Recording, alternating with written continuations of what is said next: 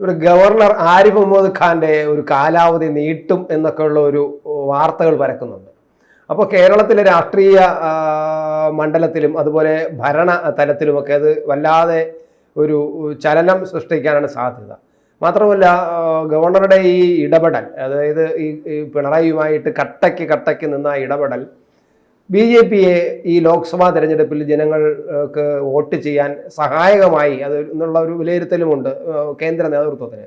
അതിൻ്റെ അടിസ്ഥാനത്തിലാണ് ഇപ്പം എക്സ്റ്റെൻഡ് ചെയ്ത് കൊടുക്കുന്നത്. അദ്ദേഹത്തിൻ്റെ കാലാവധി സെപ്റ്റംബർ തീരാൻ പോവുകയാണ്. അപ്പോൾ അടുത്ത 5 വർഷത്തിൽ കൂടെ അദ്ദേഹത്തിനെ ഗവർണറാക്കുമെന്നാണ് പറയുന്നത്. എന്തായിരിക്കും നമ്മൾ അങ്ങനെ നീട്ടിക്കൊടുത്താൽ സംഭവിക്കാൻ പോകുന്ന നമ്മുടെ ഒരു രാഷ്ട്രീയ വിശകലനം?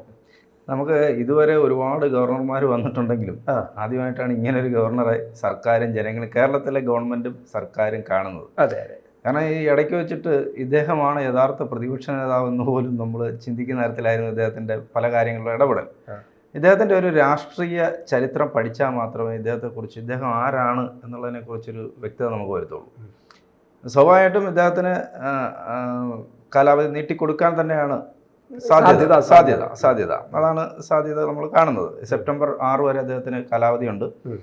അത് 5 വർഷമാണ് കാലാവധി ഗവർണർക്ക്. അപ്പോൾ അത് സ്വാഭാവികമായിട്ടും നീട്ടിക്കൊടുക്കും എന്നാണ് ഇപ്പോഴത്തെ സാഹചര്യത്തിൽ നമുക്ക് മനസ്സിലാക്കാൻ പറ്റുന്നത്. ഇദ്ദേഹം അലിഗഡ് മുസ്ലിം യൂണിവേഴ്സിറ്റിയിലെ സ്റ്റുഡൻറ് യൂണിയൻ പ്രസിഡൻ്റായിട്ടാണ് ഇദ്ദേഹത്തിൻ്റെ പൊതുപ്രവർത്തന രംഗത്തേക്കുള്ള കടന്നുവരവ്. അത് 1972 കാലഘട്ടത്തിലാണ്. പിന്നെ ഇദ്ദേഹം ക്രാന്തിദൾ എന്ന് പറയുന്ന പാർട്ടിയുടെ MLA ആയിട്ട് 26ാമത്തെ വയസ്സിൽ MLA ആയ ആളാണ്. അപ്പോൾ പുള്ളി 26ാമത്തെ വയസ്സിൽ പരിപാടി തുടങ്ങി. ഇവിടെ പിണറായി വിജയനും 26ാമത്തെ വയസ്സിൽ MLA ആയ ആളാണ്. അത് ഉമ്മൻചാണ്ടിയും ഏകദേശം 26 വയസ്സ് MLA ആയ ആളാണ്. അപ്പോൾ ഇവർക്കൊക്കെ ആ 26 വയസ്സിൽ തുടങ്ങിയത് കൊണ്ട് ഇപ്പോഴും എന്ത് ചെയ്യണം എന്ത് ചെയ്യേണ്ട എന്നുള്ളതിനെ കുറിച്ച് വ്യക്തമായ ധാരണ ഇവർക്കെല്ലാം ഉണ്ട്. അപ്പോൾ ഇദ്ദേഹം ക്രാന്തിദളിൽ MLA ആവുന്നു. അത് കഴിഞ്ഞിട്ട് അടുത്ത പാർട്ടിയിലേക്ക് വരികയാണ്. അത് കോൺഗ്രസ് ആണ്. കോൺഗ്രസ്സിൽ 80-ൽ ചേരുന്നു. 80-ൽ അദ്ദേഹം അവിടുന്ന് MP ആവുന്നു. 84-ലും MP ആവുന്നു. 86-ൽ ഈ രാജീവ് ഗാന്ധി മുസ്ലിം വ്യക്തി നിയമം കൊണ്ടുവന്നപ്പോഴത്തേക്ക് ഇദ്ദേഹം അതിൻ്റെ പേരിൽ കലഹിച്ചിട്ട് കോൺഗ്രസ് വിട്ടിട്ട് ഇദ്ദേഹം ജനതാദളിൽ ചേർന്നിട്ട് 89-ൽ MP ആവുകയാണ്. അന്ന് മിനിസ്റ്ററായി. VP സിംഗിന്റെ മന്ത്രിസഭയിൽ അദ്ദേഹം വ്യോമയാന വകുപ്പ് മന്ത്രിയായി. അവിടുന്നും പിന്നെ കലഹിച്ചു പോയിട്ട് വിഷയങ്ങളിൽ വന്നിട്ട് അദ്ദേഹം പോയിട്ട് BSPയിൽ ചേരുന്നു.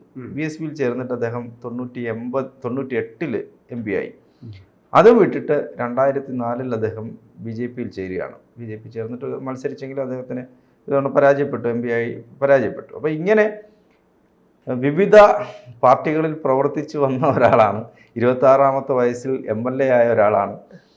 അപ്പോൾ ഈ നമ്മളിവിടെ കാണുന്ന ഈ അഭ്യാസ മുറയിൽ അപ്പുറത്ത് പഠിച്ചിട്ട് വന്നിരിക്കുന്ന ആളാണ്. അതെ. അതുകൊണ്ടാണ് ഇപ്പോൾ SFI വന്ന് തടയുമ്പോൾ അദ്ദേഹം കാറ് നിർത്തിയിട്ട് ഇറങ്ങി വരുന്നത്. അല്ല, അദ്ദേഹം ഇതുപോലെ വടക്കേന്ത്യയിൽ അദ്ദേഹത്തിന്റെ ഇതുപോലെ അക്രമങ്ങൾ പലപ്പോഴും ഉണ്ടായിട്ടുണ്ട്. രംഗത്ത് ഇറങ്ങി നിന്ന് ഫൈറ്റ് ചെയ്തിട്ടുള്ള ആ ഒരു പവർ അദ്ദേഹത്തിന്റെ അവിടെ അത്രയും ഒരു മനസ്സുകൊണ്ട് അദ്ദേഹം ഇതിനെ നേരിടാൻ തയ്യാറാണ്. സാധാരണ ഗവർണർമാരാണെങ്കിൽ അങ്ങനെയൊന്നും ഇറങ്ങി വരത്തില്ല. മന്ത്രിമാർ പോലും ഇറങ്ങി വരത്തില്ല. ഇദ്ദേഹം വന്നിട്ട് എനിക്ക് ഓർമ്മയുണ്ട്, നിലമേൽ വന്നിട്ട് അവിടെ കയറി കസേരയൊക്കെ ഇട്ടിട്ട് ഇരിക്കുന്നു. അവിടുന്ന് അടുത്തുള്ള കടയിൽ നിന്ന് വാഴക്കാപ്പം വാങ്ങിച്ച് കഴിക്കുന്നു. 2 മണിക്കൂർ അവിടെ ഇരിക്കുക. 1 മിനിറ്റ് ഒന്നും അല്ല ഇരിക്കുന്നത്. 2 മണിക്കൂർ ഇതിന് പരിഹാരം ഉണ്ടാക്കി പോലീസുകാർ വിട്ടുപോയി. മറുപടി വന്നതിന് ശേഷമാണ് ഇദ്ദേഹം. അപ്പൊ അത്രയും ഇദ്ദേഹത്തിന് അറിയാം എങ്ങനെ പണി നടത്തണം എന്നുള്ളതിനെ അറിയാം. പക്ഷെ ഇവിടെയുള്ള നമ്മുടെ പല പ്രതിപക്ഷത്തിരിക്കുന്ന ആളുകൾക്കും അറിയാൻ വയ്യാത്ത കാര്യം, കൃത്യമായി എന്ത് ചെയ്യണം എന്നുള്ള കാര്യം ഇദ്ദേഹത്തിന് അറിയാം. ഇദ്ദേഹത്തിൻ്റെ പല ഇടപെടലും സർക്കാരിനെ വിഷമത്തിലാക്കി. ഇദ്ദേഹം പല കാര്യങ്ങളിലും ഫൈറ്റ് ചെയ്യുക, മുഖ്യമന്ത്രിക്കെതിരെ നേർക്കുനേർ ഫൈറ്റ് ചെയ്യുകയാണ്, ഗവൺമെൻറ്റിനെതിരെ ഫൈറ്റ് ചെയ്യുന്നു, പല രാഷ്ട്രീയ തീരുമാനങ്ങൾക്കും എതിരെ ഇദ്ദേഹം ഫൈറ്റ് ചെയ്യുന്നു. അപ്പോൾ അങ്ങനെ ഇദ്ദേഹം കോഴിക്കോട് മിഠായി തെരുവിലൊക്കെ വന്നിട്ട് ആ മിഠായി തെരുവിൽ ചുമ്മാ നടക്കുക, ചുമ്മാ അവിടുത്തെ കടയിലൊക്കെ കയറി അലുവയൊക്കെ വാങ്ങിച്ച് കഴിക്കില്ല. അത് പുറത്തിറങ്ങി കഴിഞ്ഞാൽ ഞങ്ങൾ കൈകാര്യം ചെയ്യുന്ന SFIക്കാർ പറഞ്ഞത് എന്നാ പിന്നെ SFI കാണട്ടെ എന്ന് പറഞ്ഞുള്ള ആ ഒരു വെല്ലുവിളിയായിട്ട് നടക്കുകയാണ്. അപ്പോൾ ഇങ്ങനെ ഒരു തനി രാഷ്ട്രീയക്കാരനാണ് അദ്ദേഹം. സാധാരണ ഗവർണർ ഇപ്പോൾ സദാശിവം ഇവിടെ ഇരുന്നതാണ്. അദ്ദേഹം ആവശ്യമില്ലാത്ത കാര്യങ്ങൾ ഇടപെടുന്ന ഒരാളായിരുന്നില്ല. ഇദ്ദേഹം ജസ്റ്റിസും കൂടെ ആയതുകൊണ്ട് ഫ്രെയിമിലേ അദ്ദേഹം നിൽക്കുള്ളൂ. ഇതിനു മുമ്പും പല ഗവർണർമാരും ഇപ്പോൾ കോൺഗ്രസ് ഭരിച്ചിരുന്ന കാലത്തും ഇവിടുത്തെ LDF ഗവൺമെൻറ്റുമായിട്ടൊക്കെ ഏറ്റുമുട്ടലുണ്ടായിട്ടുണ്ട്. പക്ഷേ ഇത് ഇത്രയും ഇപ്പോൾ തെരുവിൽ ഗവർണറെ തടയുന്ന തരത്തിലോ അല്ലെങ്കിൽ ഗവർണർ അവരെ നേരിടുന്ന തരത്തിലോ ഒന്നും ഉണ്ടായിട്ടില്ല. അത് കൂടിപ്പോയാൽ ഫയൽ പിടിച്ചു വെക്കുവോ, ബില്ല് പാസ്സാക്കാതിരിക്കുകയോ, ഇങ്ങനെയൊക്കെ പറയുന്ന, അല്ലെങ്കിൽ വിളിച്ച് മന്ത്രിമാരെ വിളിച്ച് ശാസിക്കുകയോ അങ്ങനെയൊക്കെ പറയുന്ന, അല്ലെങ്കിൽ ഇതിനെതിരെ ഒരു റിപ്പോർട്ട് കൊടുക്കുകയോ ഒക്കെ ചെയ്യുന്ന തരത്തിലുള്ള കാര്യങ്ങളെ ചെയ്തിട്ടുള്ളൂ. ഇദ്ദേഹം പക്ഷേ അങ്ങനെയല്ല. ഇദ്ദേഹം വേറിട്ട രീതിയിൽ ഇത് എന്ത് ചെയ്യും എന്നുള്ളത് നമുക്ക് പറയാൻ പറ്റില്ല. എങ്ങനെ പെരുമാറും എന്നുള്ളതിനെ കുറിച്ച് നമുക്ക് ഈ അസംബ്ലിയിലൊക്കെ വന്നിട്ട് നയപ്രഖ്യാപനമൊക്കെ നടത്താൻ വന്നു കഴിഞ്ഞാൽ ഇദ്ദേഹം വായിക്കാം എന്ന് സമ്മതിക്കുന്നു, വരുന്നു, 1 മിനിറ്റ് കൊണ്ട് വായിച്ച് ഈ സാധനം വെച്ചിട്ട് പുള്ളി ഇറങ്ങി പോവുകയാണ്. അപ്പൊ ഇങ്ങനെയുള്ള പരിപാടികളൊക്കെ ഇദ്ദേഹത്തിന്റെ കയ്യിലുള്ളത് കൊണ്ട്, അത് മാത്രമല്ല BJPക്ക് വലിയ ഗുണം ഇദ്ദേഹം ചെയ്തു കൊടുത്തു. പലപ്പോഴും പല കാര്യങ്ങളിലും ഇങ്ങനെ മാറി നിൽക്കുകയാണ്. പിന്നോട്ട് നിന്നപ്പോൾ, നേതാക്കന്മാർ പിന്നോട്ട് നിന്നപ്പോൾ പല ഇഷ്യൂസും ഏറ്റെടുത്തതും അതിൽ വ്യക്തമായ അഭിപ്രായം പറഞ്ഞതും അദ്ദേഹം അങ്ങ് പോവുകയാണ്. ഇപ്പോൾ ചില വിഷയങ്ങളുണ്ടാകുമ്പോൾ ആ വീടുകൾ സന്ദർശിക്കുന്നു, ആ പ്രദേശം സന്ദർശിക്കുന്നു, അതിനെക്കുറിച്ച് അഭിപ്രായം പറയുന്നു. പൊളിറ്റിക്കലായിട്ട് അദ്ദേഹം നേരിടുകയാണ്. ഗവർണർ എന്നുള്ള രീതിയിലല്ല അദ്ദേഹം അഭിപ്രായം പറയുന്നത്. അപ്പോൾ പൊളിറ്റിക്കലി അദ്ദേഹം അതിനെ നേരിടുന്നു, ഗവൺമെന്റിനെ വിമർശിക്കുന്നു, മന്ത്രിമാരെ വിമർശിക്കുന്നു, ആരെങ്കിലും അവിടെ ചെന്നാൽ അവരെ ഓടിക്കുന്നു. ഇതൊക്കെയാണ് അദ്ദേഹം ചെയ്യുന്നത്. ഇപ്പം ഇവ തന്നെ ഏറ്റവും അടുത്ത് ഈ ലോക കേരള സഭയുടെ ഉദ്ഘാടനത്തിനായിട്ട് ഇദ്ദേഹത്തെ വിളിക്കാൻ ചെന്നപ്പോൾ ചീഫ് സെക്രട്ടറി ചെല്ലുന്നു. ചീഫ് സെക്രട്ടറി ഇദ്ദേഹം ഓടിച്ചു. അപ്പൊ നിങ്ങളുടെ ചോദിച്ചിട്ട് ഇദ്ദേഹം ഓടിക്കുകയാണ്. അപ്പൊ ഈ സർക്കാരിന്റെ പല നടപടികളും, പ്രത്യേകിച്ച് ഈ വാഴ്സിറ്റി യൂണിവേഴ്സിറ്റിയിലെ വിഷയങ്ങളൊക്കെ വരുമ്പോൾ അതിനെല്ലാം, അപ്പൊ ഇദ്ദേഹത്തിന് പിന്നെ ചാൻസലർ പദവിയിൽ നിന്ന് മാറ്റണം എന്നുള്ള നിയമമൊക്കെ ഇടയ്ക്ക് കൊണ്ടുവരിക, ആ ബില്ല് അദ്ദേഹത്തിന് അയച്ചു കൊടുക്കുകയൊക്കെ ചെയ്യും. അപ്പൊ അദ്ദേഹം അത് അംഗീകരിക്കാൻ തയ്യാറായില്ല. പിന്നീട് കോടതിയിൽ വരെ പോകേണ്ടി വന്നു, ഗവർണർക്കെതിരെ കോടതിയിൽ പോകേണ്ടി വന്നു. രാഷ്ട്രപതിക്ക് ആ ബില്ല് അയച്ചു കൊടുക്കുന്നു. ഇത്തരത്തിൽ എന്നും വാർത്ത, അതായത് എനിക്ക് തോന്നുന്നത് നമ്മുടെ കേരളത്തിലെ ചില നമുക്ക് എല്ലാവർക്കും പരിചിതമായ ചില രാഷ്ട്രീയ നേതാക്കൾ കഴിഞ്ഞാൽ എല്ലാവർക്കും അറിയാവുന്ന ഒരാളാണ് ഗവർണർ ആരിഫ് മുഹമ്മദ് ഖാൻ.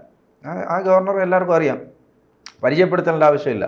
അത് മാത്രമല്ല, ഇദ്ദേഹം ഇത്രയും വയസ്സ് മുതൽ തുടങ്ങിയ രാഷ്ട്രീയ പ്രവർത്തനം ആയതുകൊണ്ട് ഇദ്ദേഹത്തിന് എങ്ങനെയാണ് ജനങ്ങളോട് ബിഹേവ് ചെയ്യേണ്ടത്, എങ്ങനെ പെരുമാറണം, ജനത്തിനെ എങ്ങനെ കയ്യിലെടുക്കണം, ക്ലിയർ പൊളിറ്റീഷ്യൻ. അതെ.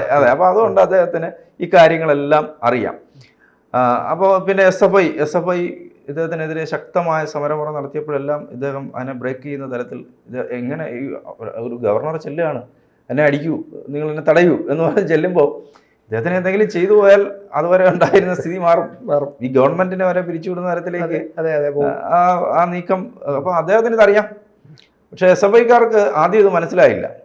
എല്ലാരെയും തടയുന്ന പോലെയൊക്കെയുള്ള പരിപാടിയേ ഉള്ളൂ എന്ന് വിചാരിച്ചിട്ടാണ് അവർ ചെന്നത്. അവർക്ക് അവരെ കുറിച്ച് അവരെന്തോ ഇതാണെന്നുള്ളൊരു തോന്നലാണ് സംഭവിച്ചത്. അപ്പൊ അവിടെ ചെല്ലുന്നു, തടയുന്നു, അദ്ദേഹം ഇറങ്ങി ചെല്ലുന്നു. അപ്പൊ ഇതൊക്കെ അപ്രതീക്ഷിതമായ സംഭവങ്ങളാണ്. അപ്പൊ ഇങ്ങനെ വാർത്തയിൽ നിറഞ്ഞു നിൽക്കുകയും അദ്ദേഹം ഗവൺമെന്റ് കൊണ്ടുവരുന്ന ചില കാര്യങ്ങളിൽ ശക്തമായ വിയോജിപ്പും എതിർപ്പും പരസ്യമായി പ്രകടിപ്പിക്കുകയും, അതുമാത്രമല്ല പിണറായിക്കെതിരെയൊക്കെ അദ്ദേഹം ശക്തമായ വിമർശനം നടത്തിയിട്ടുണ്ട്. പിണറായിയുടെ ഹിസ്റ്ററിയൊക്കെ എനിക്കറിയാം, എന്നെ പഠിപ്പിക്കേണ്ട എന്നൊക്കെ പറഞ്ഞിട്ട് ഒരു ഗവർണറും അങ്ങനെ. പിണറായിയാണ് ഈ പിള്ളേരെ എനിക്കെതിരെ പറഞ്ഞു വിട്ടത് എന്നൊരു തുറന്നു പറഞ്ഞു അദ്ദേഹം പറയുന്നുണ്ട്. ആ പ്രതിഷേധം എന്ന് പറയുന്നത് ഗവൺമെന്റിന്റെ പിന്തുണയോടുകൂടിയാണ് പിണറായിയാണ് എനിക്ക് ഈ പിള്ളേരെ പറഞ്ഞു വിട്ടത് എന്നുള്ളത് അതിപ്പോഴും പറയുന്നുണ്ട്. ആര് പറഞ്ഞാലും ഇദ്ദേഹം അത് പറയുന്നുണ്ട്. അപ്പോൾ BJPയെ സംബന്ധിച്ചിടത്തോളം കോൺഗ്രസ് പോലും അങ്ങനെ സമര രംഗത്തില്ലാഞ്ഞപ്പോൾ, കാരണം കോൺഗ്രസിനും ഇദ്ദേഹത്തെ അനുകൂലിക്കാൻ പറ്റില്ല എന്നുള്ള സ്ഥിതി വന്നു ഇടയ്ക്ക് വെച്ച്. പിന്നെ അവർ ആകെ പറഞ്ഞത് ഇത് ഗവർണറും മുഖ്യമന്ത്രിയും തമ്മിലുള്ള ഒത്തുകളിയാണ്, അഡ്ജസ്റ്റ്മെന്റ് ആണ്, കുറച്ച് കഴിയുമ്പോൾ അവർ ഒന്നാകും, വീണ്ടും അവർ പിണങ്ങും എന്നൊക്കെ പറഞ്ഞെങ്കിലും യഥാർത്ഥത്തിൽ അങ്ങനെയല്ല. ഇദ്ദേഹം കൃത്യമായി ഈ ഗവൺമെന്റിനെതിരെ ശക്തമായ നിലപാടെടുക്കണം, അത് ഗവൺമെന്റിനെ വെള്ളം കുടിപ്പിക്കണം. അക്ഷരാർത്ഥത്തിൽ ഇദ്ദേഹം വെള്ളം കുടിപ്പിക്കുക, ഓരോ വിഷയങ്ങളിലും ഇദ്ദേഹം വെള്ളം കുടിപ്പിച്ചുകൊണ്ടേയിരുന്നു.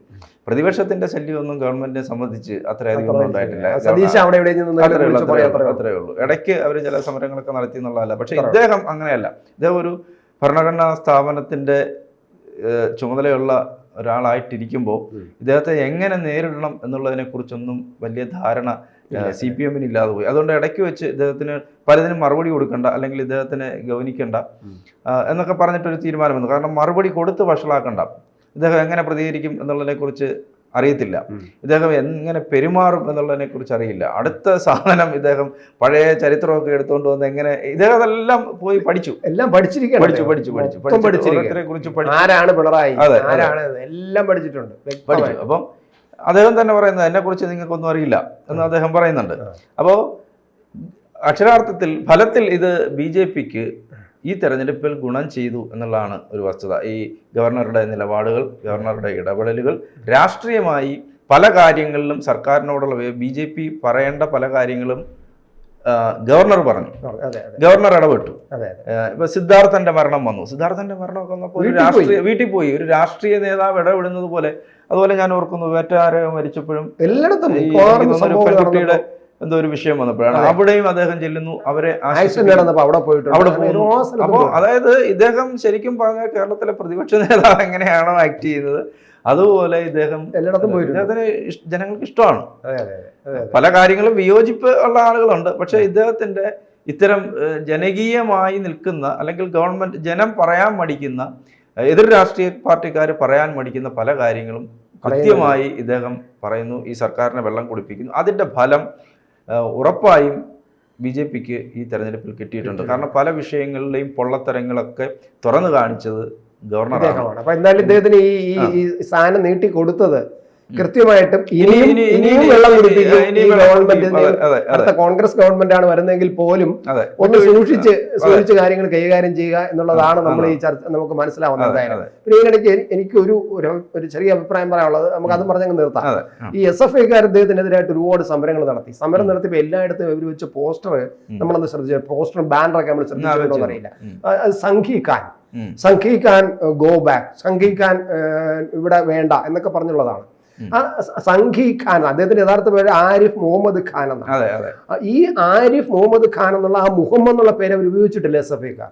ആലോചിച്ച് നോക്കുക. അപ്പൊ അതിൽ കാണുന്ന മാത്രമല്ല അവര് ചെയ്ത ബാനറുകൾ നമ്മൾ ശ്രദ്ധിക്കുക. ഒരുതരം കറുത്ത തുണിയില് വെള്ള അക്ഷരമിട്ട് വളരെ വികൃതമായിട്ടാണ് എഴുതിയാണ് ഒരു ബാനർ ഒട്ടിച്ചത്. ഈ പോസ്റ്റർ നമ്മൾ കണ്ടിട്ടുള്ളത് എൻ്റെ ഒരു വീക്ഷണത്തിൽ, എൻ്റെ ഒരു ഒബ്സർവേഷനിൽ ഞാൻ കണ്ടിട്ടുള്ളത് ISന്റെ പോസ്റ്ററുകളാണ്. ISകാർ അവരുടെ നാടുകളിൽ കെട്ടി വെച്ചിട്ടുള്ള പോസ്റ്ററുകളല്ല അതുപോലെയാണ്, കറുത്ത പേപ്പറിൽ വെള്ള അക്ഷരമിട്ട് വളരെ വികൃതമായിട്ട് ഒരു വൃത്തിയില്ലാതെയാണ് എഴുതുന്നത്. അതേ സ്റ്റൈലിലാണ് ഇവര് സംഘി ഖാൻ എന്ന് പറയുന്നത്, മുഹമ്മദ് എന്നുള്ള വാക്ക് പോലും ഉപയോഗിക്കുന്നത്. അപ്പൊ അത്രമാത്രം SFI ജിഹാദവൽക്കരിച്ചു എന്ന് ഞാൻ പറയും, തുറന്ന് ഞാൻ പറയാം. അല്ലെങ്കിൽ അതൊക്കെ കേരളത്തിലെ ജനത്തിന് മനസ്സിലായിട്ടുണ്ടെന്ന് തോന്നുന്നു. എന്തായാലും ഗവർണർ നമ്മൾ പറയുന്ന, താങ്കൾ പറഞ്ഞ അഭിപ്രായത്തിൽ ഗവർണർ രണ്ടാമതും ഇത് നീട്ടി കൊടുത്തത് അതെ ഒരു വെറുതെ അല്ല. ഓക്കെ.